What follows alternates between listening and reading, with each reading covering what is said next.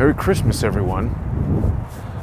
I'm in yet another location where John Cullen isn't. As we explore this question of where's Cullen, I'm at the fateful and historic campus of Utah Valley University. It's interesting to come to places like this that, you know, you've looked at so much online and have got historical significance, the location of the Charlie Kirk assassination, and then to see it for yourself. I don't know what this is. Is this some sort of drained pond? Looks like a fountain or some kind of water feature. Now I see we've got the police over there.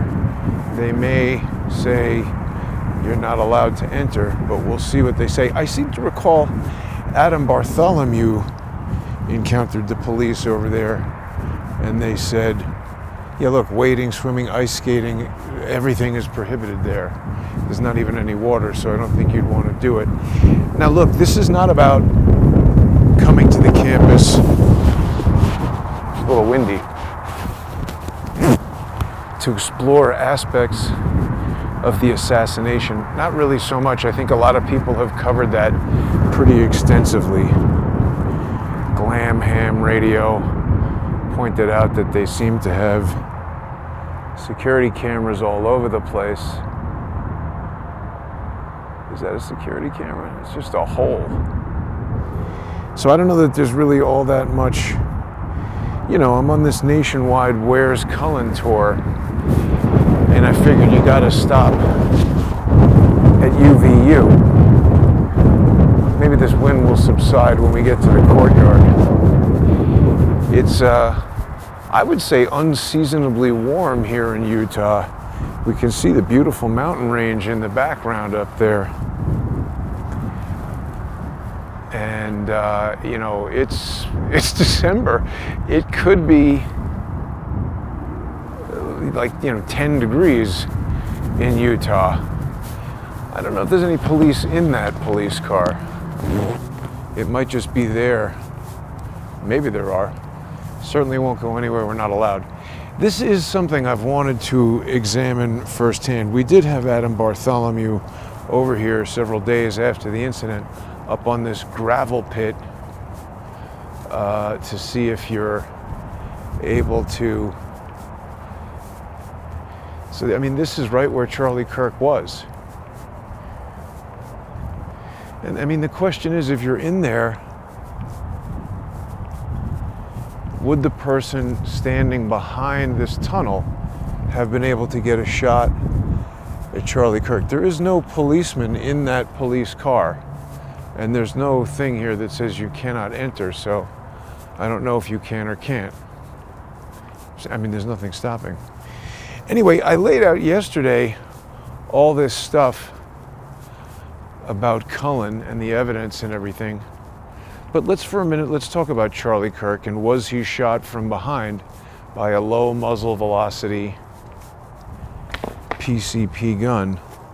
So he would have been potentially somebody hiding right here. Could they have gotten a shot? I don't know. You know, we've already seen how they've replaced these panels. It's quite obvious that this panel right here is a different color and much newer concrete. I mean, it's certainly coincidental that that thing was replaced. That certainly looks like it could have gotten a shot at Charlie. It's all very strange, and it's, again, another one of these things that we'll probably never know the answer to. Now, people have presumed that this is a security camera. Is it? It looks like it certainly could be. Security camera or lights. Can people see in there? Is it lights or is it a security camera? This is something removed from there.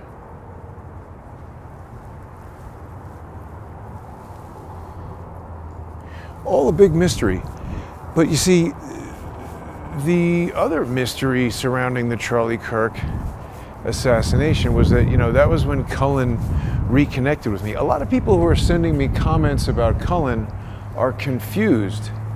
They seem to think that he and I had been collaborating continuously up to this tweet, this threatening message that he included my image in, that he sent to Viva Frei. Well, you know, Barnes, directed at Barnes. This is, I guess, the Charlie Kirk Memorial. It's a little weird, isn't it? It's kind of just plants. No smoking in courtyard. Fair enough. So I guess Charlie would have been, see, he wasn't centered up with that post there. It was centered up with the point of that and sort of offset here. So I guess the question is, if he was seated right here-ish, it's possible that somebody right there on the edge. I mean, it's like it's a game of inches here. I think somebody might have been able to been back there. So here I'm standing sort of approximately where Charlie Kirk was. He wasn't centered up with that pillar. He seemed to be, yeah, on center with that point. It's an odd courtyard. See, we've got these points of the seating here, there, and as it goes up, it's sort of moving to my right. Right? Adam Bartholomew was up here.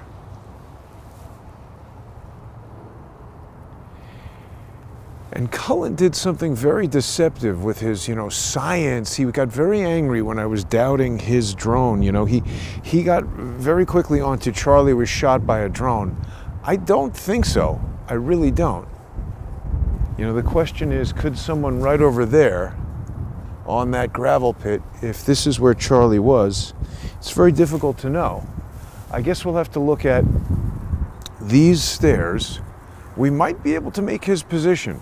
So I'm standing now, these stairs, where was Charlie relative to those stairs? And this no smoking in the courtyard. Somebody should be able to triangulate this. Not those stairs, these stairs, because this line on the front edge of those stairs, if this is where Charlie was seated, the question is, could a bullet have made it from right there?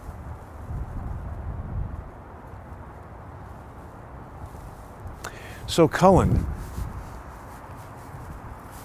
he and I initially had a falling out in December of 2024. I think I've mentioned this in one of the other Where is John Cullen videos. Campus is very empty today. Obviously, everybody is home celebrating Christmas with their families, you would think. Somebody's there.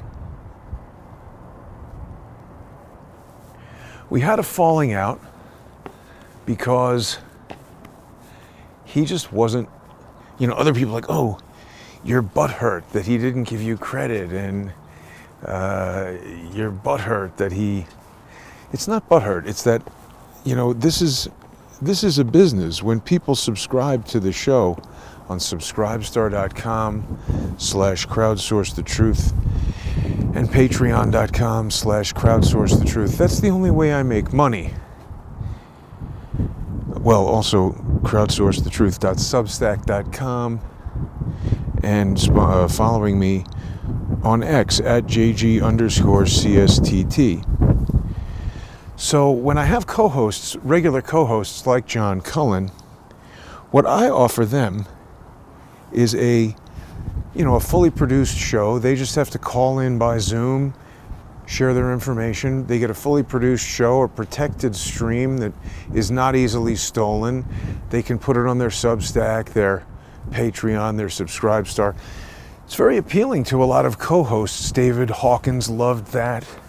John Cullen, all the different people I've had over the years have enjoyed it. And it's, I don't ask them for any money. Remember there was a guy running from over here and people were like, oh, he's the shooter, whatever. I don't ask them for any money. I provide the show.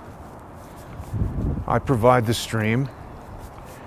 But I mean, in the case of Cullen, after the Butler assassination, when his X account really started to blow up, he got a lot of viewers, and that's good. I actually really doubled my investment in the secure server so that it could handle the bandwidth of his additional viewers. I didn't ask him for any money. That cost me a lot of money, $1,200 a year more.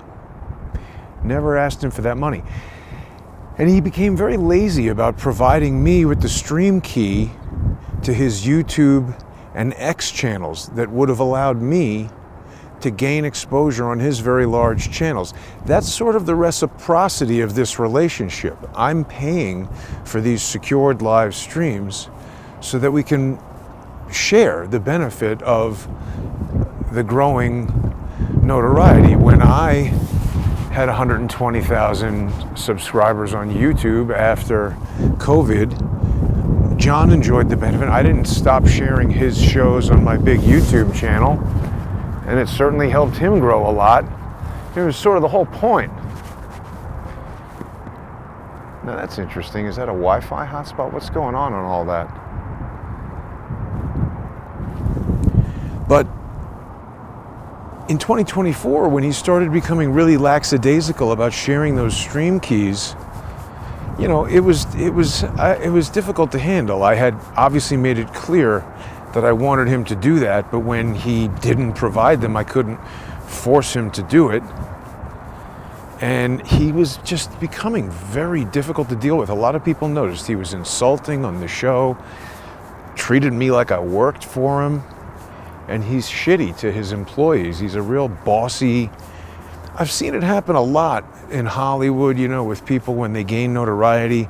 The notoriety goes to their head and they become jerks. And for a while, I was kind of like dealing with it, but we reached a break point in December of 2024, and I just sent him a message saying, hey, I'm ending our collaboration. I was surprised that he didn't call me or email and say, oh, wait a minute, you know, what did I do to upset you? Why don't we work this out? But that's how it was, and we just went on our separate ways. We've already looked at this with Adam Bartholomew, I think. Clearly, this is not a vent that a drone could fly out of. I mean, that was just stupidity from Blake Bednar's. I don't even think those guys are serious investigators. It's just putting out nonsense, paying for footage from UVU Review. I thought about coming here on another day and try to talk to people from UVU Review and stuff like that, but they're not going to want to talk to me. They're not going to want to, you know, Samir Masi doesn't want to talk about how he sold footage to Blake Bednar's or why he's pretending to have recorded that footage from over here. Why would somebody want to associate themselves and lie to associate themselves with evidence in a murder investigation? I can't understand that. There's a lot of things about this Charlie Kirk murder that I can't understand. It seems in many ways more sophisticated and more complex even than the JFK assassination. People saw I went to the Rand Corporation the other day, and I've been getting a lot of messages from people about the Rand Corporation. It seems in many ways to be kind of the template for these public-private partnerships, as they call them. The Clinton Foundation, Turning Point. See, that's the Hall of Flags in there where, I guess, right? Well, that's the Hall of Flags up there. I don't know what this is, but that's where we saw some video from in there of a guy running across the roof back here. You know, all those video releases, they seem very staged. But I bring up the Rand Corporation because it seemed to really ramp up in very close time proximity to the Air Force. And the Air Force was created by the National Security Act, same thing that created the CIA. So it's approximately from here, or maybe here, where we have this video of Charlie getting shot from behind by a low muzzle velocity projectile that I feel pretty confident was shot from a PCP, a pre-charged pneumatic gun. And the thing is, I don't know why they created the Rand Corporation. I don't even know why they created the Air Force. Why didn't they just leave it the Army Air Force? Seems like the more bureaucracy you have, the more wasteful it is. But that's how they did it. Maybe it makes it easier to hide stuff. Maybe it makes it easier to get money or steal money. I don't know, is there anything else here that we can kind of go back and look at the Charlie footage and figure out exactly where he was sitting and figure out if that position over there, someone hiding, you know, where that guy Farnsworth or whatever his name is, he was up there. It's a strange place to go. But anyway, the Rand Corporation, a lot of money goes to that thing, and it advises the Pentagon and writes reports for the CIA. That's where the Pentagon Papers came out of,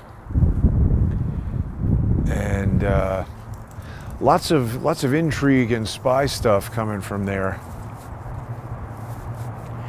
The Clinton Foundation, we don't know what happens with that money. You know, there was a foundation that was created that Oliver North used to send all the money for Iran-Contra. I guess I knew that, but you know, Charles was telling me about it the other day, and I don't know that I've ever really thought about it that carefully. It makes me think more about Turning Point USA. A lot of people hear, oh, they're doing weird stuff with money. Charlie Kirk is just buying mansions. But is that really it? How do we know what they're doing with that money? You know, if it's being used for a war here or there, or some secret clandestine thing that we don't know about yet, and Charlie Kirk is, you know, maybe there's a reason he was killed that we just don't know about at all. Yeah, and again, Adam Bartholomew came up here for us when I had him on Zoom from over here. This is a little treacherous. I don't know if they do or don't want me walking on this, but I'm just so intrigued by the notion of, could someone hiding behind here have made the shot? And why did, I think the guy's name is Terrell Farnsworth or something. Why did he come up here? It's hard to get up there. It's treacherous to walk on. It's not like it's a safe spot.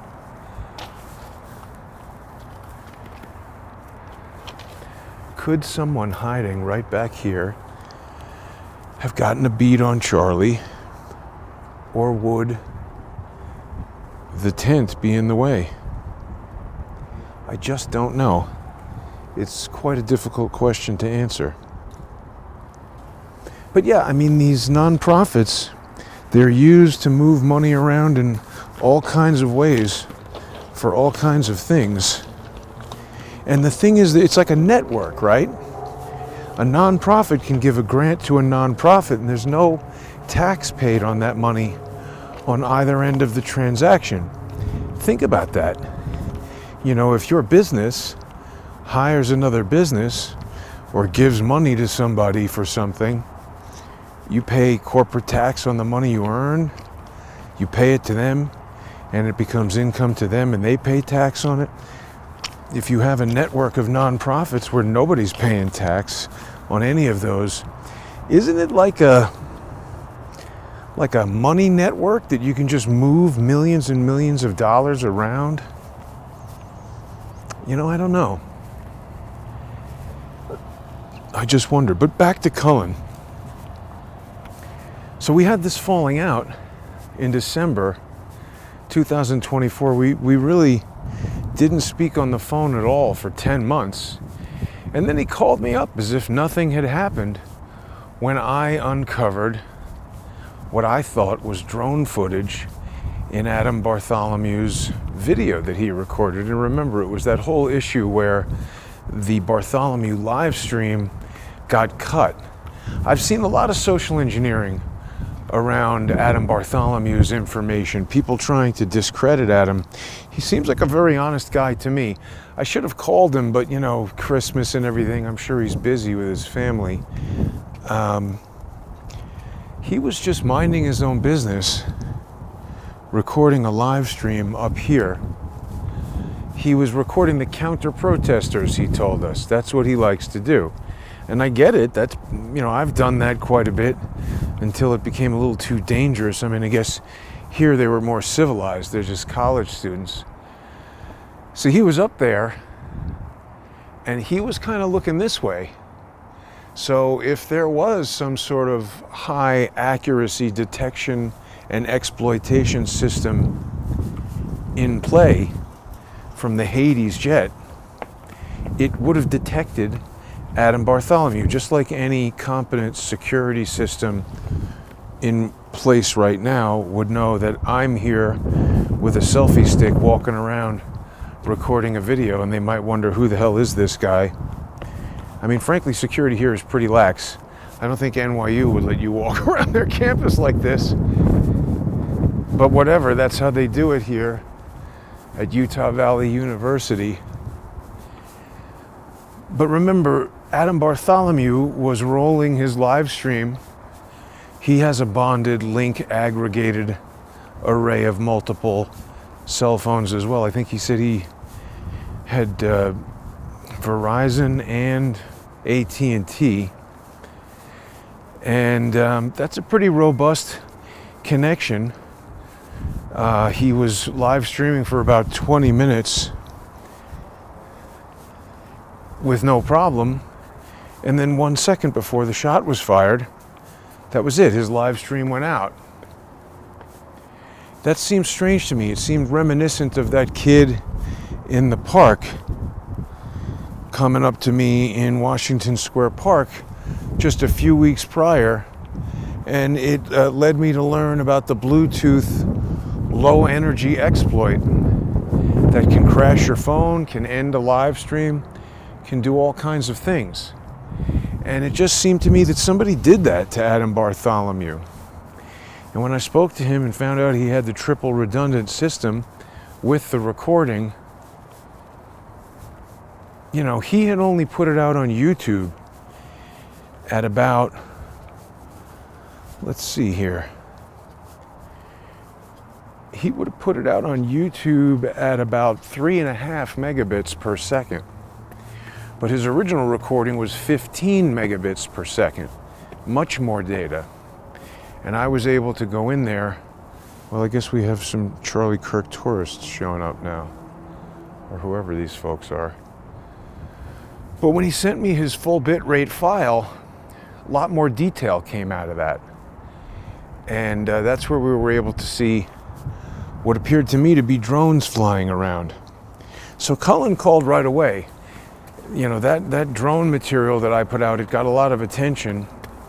And, Cullen, admittedly, he used to lament the fact that he had a kind of more limited portfolio than me. Cullen really had focused on Vegas, COVID, and the Butler shooting. Didn't really have the wide array of topics to cover. And it didn't seem like he really had too much of a leg up on any of the evidence from the Charlie Kirk shooting. So he called me right away and he wanted me on the show about the drone.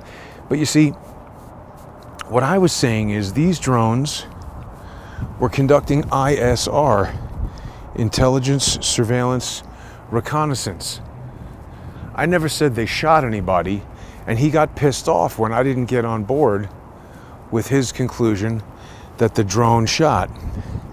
So he somehow calculated that right over there-ish was where the shot came from. And he was saying it was in between this building and this building. And I said, look, wouldn't it be much more likely that somebody would be right on the corner of that building than a drone would be flying around? Sorry. Like right there is what I'm saying. Could somebody hide up there? It seems like they could. Now, also the other thing is, this is where Adam Bartholomew was. Remember, this area behind me was taped off with police tape. I don't know, we could look at the original video and see if this little feature was there, or if this is something that's been added since. It looks like a science experiment of some kind, solar, I don't know what. But yeah, Hall of Flags, I think Adam was kind of over here, right? Because that tree, it might have still had some foliage on it. Remember, there was a bird flying in it, and you couldn't quite see exactly what was going on that roof over there. But if you were flying around an ISR drone, gathering intelligence about, who's on the ground looking at all this with civilian cell phone cameras, you might say, hey, there's a guy on the terrace in front of the Hall of Flags. Knock out his live stream. Boom, Bluetooth low energy, right on Bartholomew. Then when it's discovered that he actually recorded the incident and that I'm pointing out drones, that's when Cullen calls me. So the question is, did somebody activate him? I mean, he never called me. He didn't call me when I canceled the show to say, hey, listen, we've been working together for 7-8 years. We're allegedly good friends. Obviously, I did something that upset you. Maybe we can work it out. And by the way, along the lines of obviously he did something that upset me, people are going to say, oh, maybe he didn't know. Not everybody sees your point of view, Jason. He did know. Because when he invited me onto his show to talk about drones, he said, I'll have the Twitter and YouTube stream keys ready well in advance. So he obviously knew what I was upset about. He just didn't care to rectify it in the 10 months prior to the Charlie Kirk thing. Now, the other thing that's strange is it wasn't like Cullen went on and everything was going great. He produced a lot less content. And that's very strange to me because, you see, when I'm not going viral with the most, engaging story in the nation like Charlie Kirk, my Twitter count is very flat. It sometimes even goes down, even though I post new shows many days of the week, 5 to 7 days a week often, and with guests like Charles Ortel, Ken Silva, lots of different people, Sal Greco. These guys get lots of views. People are interested in them. Cullen would sometimes go several weeks, certainly without any sponsor exclusive content, and sometimes even with no new content at all. Now, this appears to be where Samir Masi was having his pizza party, inside here. Yeah, looks closed. They got Arby's in there. That's disgusting. But Cullen, he was going weeks at a time without any new content, and yet kept going up and up and up. Maybe people love Cullen and don't like me. That's possible. I'm just pointing to these different elements of evidence that seem like manipulation of social media, seem like coordination, seem like unusual in my experience. So anyway, he calls me, he says, let's do this show about the drone footage. This is amazing. You're the only one who could have ever discovered this. He tells me that he's talking to Joe Kent in Tulsi Gabbard's office. He told the whole audience that. It's one thing to tell me that in an offline phone call, but I don't know, to announce that during a live stream. Do people working in the intelligence community want you to tell the public at large that they're communicating with you? I can't imagine that they do. The other thing he said to me was, he had been doing shows on that guy Tommy's podcast, which I'm not impressed by at all. Seems to always have, Claire Lopez, and every person that guy has on seems to be associated with the CIA or former FBI or some kind of stupid nonsense like that. And there was some guy who was an special forces, something like that. And John said, oh, we're going to do a Discovery Channel show. I'll introduce you to them or whatever. I don't think he understands. First of all, even if that was true, He wasn't talking to Discovery Channel. He was very likely talking to some producer of Discovery Channel shows who wanted to pitch a show to Discovery Channel. You know, he was trying to entice me, like there was going to be money involved in that or something. But those Discovery Channel shows want to basically pay you zero, which I would have been fine with. You know, the exposure would have been good, but I'm not enticed by that. I mean, you know, part of the reason why I left Hollywood is that I had it with those Discovery Channel productions. I've done many of them. But, you know, he was talking about that. He was talking about Joe Kent. And so then when he came to the conclusion, and I thought it was very deceptive how he did this. He had this plan view, this aerial top-down view of this courtyard, and he put a red star over where his, you know, intersecting circles from the crack, bang, crack, thump, whatever the hell it is. You know, and he's like, oh, that's where the shot came from.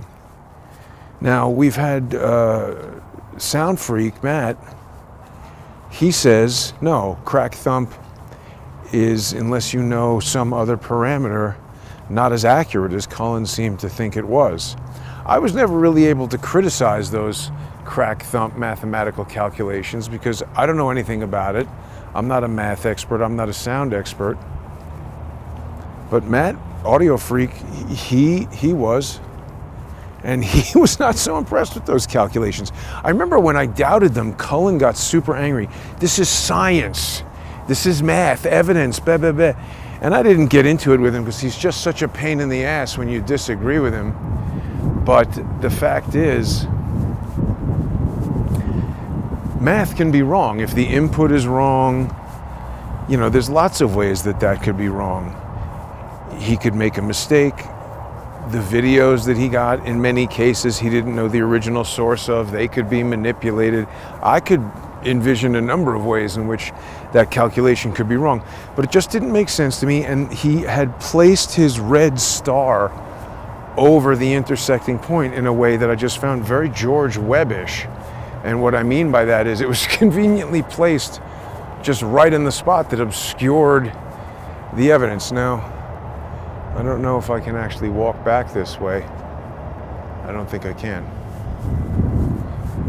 So he was just doing so many things that seemed so social engineering and deceptive that he had to get the heave-ho. And when he did this business with posting my picture in conjunction with tweets that were obviously being construed as threats, I found it so offensive that here he is cowardly hiding behind a fake name that he's told me many times he's done it specifically to prevent legal liability. Doesn't want to be sued. He said, I said, John, why don't you just tell everybody your real name, come clean, it's going to give your work a lot more credibility. Like he had taken off the hat and sunglasses and shown his real face. I was like, okay, this is a good step toward openness and credibility and honesty. Now why don't you go the full route and use your real name? Because he had always told me, you know, he wanted a flight radar subscription. I had to pay for that because he can't get a credit card. He doesn't want to give them his name. I told him, why don't you start a Wyoming Anonymous LLC and get a credit card under that? Why don't you use your real name? And then that way you could start getting credit. He said, well, look at how many times you've been sued, Jason. So he was acutely aware of the legal liability that irresponsible things can bring upon you, or even when you're responsible, you can be held accountable. So that was his reason for protecting his own identity, but he obviously didn't care about being super careless with my likeness and my identity when he was sending messages to lawyers that could be construed as threats and represented to X.com enforcement or trust and safety and their attorneys to present that as threats in an effort to get me removed. He didn't care about that. I was so offended by that, having helped him so much and done everything to build his platform. You know, I paid for all those subscriptions. And also when this Egyptian jet thing came up, he was like, oh, hey, why don't you get a $500 subscription to Flight Radar so we can go back all this and that time. And you know what? When I got the subscription to Flight Radar, and downloaded the jet flying over Lake Utah, all that information. Before I sent it to him, I said to myself, oh, maybe I should just tweet this so that like I'm out with it before he is. And I said, no, I'm not going to do that. I made a whole video, screen captured a video and sent it to him. And he made videos about that. And everyone's like, oh, John discovered the jet.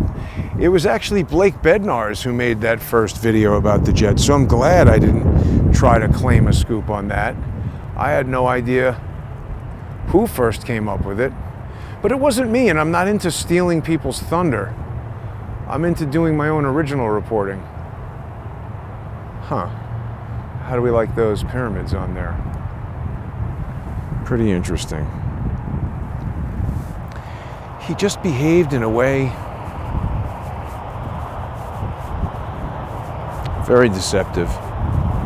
Not good. And I mean, he should make an announcement to his subscribers, let people know, is he ever coming back?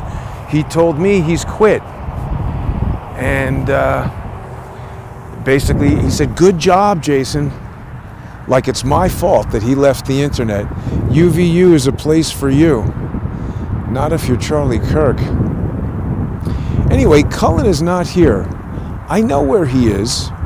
I'm not going to tell people where he is, but I am going to continue to reveal things about what a deceptive guy he is and how truly likely it is that he's a social engineer attempting to destroy my social media, destroy my livelihood. I mean, that's like burning down my place of business. That's an attack. That's low. Anyway, sponsor the show, please. All this driving around, staying at hotels. People can go to subscribestar.com/crowdsourcethetruth or patreon.com/crowdsourcethetruth. You can also sponsor on crowdsourcethetruth.substack.com. You could send a year-end one-time sponsorship to paypal.me/crowdsourcethetruth, but I don't really have a way of linking that to any kind of video subscription. So thank you to anybody who chooses to do that. That's basically just a gift to me. People can also subscribe to the sponsor-exclusive content by following me on X at JG_CSTT and subscribing there. Cullen is not at Utah Valley University, and I am, but I just wanted to report from here, show everybody the campus. I'm glad we got that. I guess I could have seen this online, but the edge of the stairs lining up with the front of that concrete. I'll try to see if we can figure out where Charlie was. We have those aerial photos that Eric found. Yeah, maybe there's a way we can figure this out. Anyway, thanks for watching, everybody. This is me saying Merry Christmas, and thanks to everybody who has sponsored Crowdsource the Truth over all these years. I'm sad that this happened with Cullen, but he's the one who brought it about, not me. I'm doing all of this reporting on him because this is my counter-social engineering effort. I detect that he's still planning to try to use this whole Where's Cullen, his own disappearance, as a way of trying to convince people that he's a hero and I'm a villain, and that people should unsubscribe. Don't do that, please. Thanks for watching.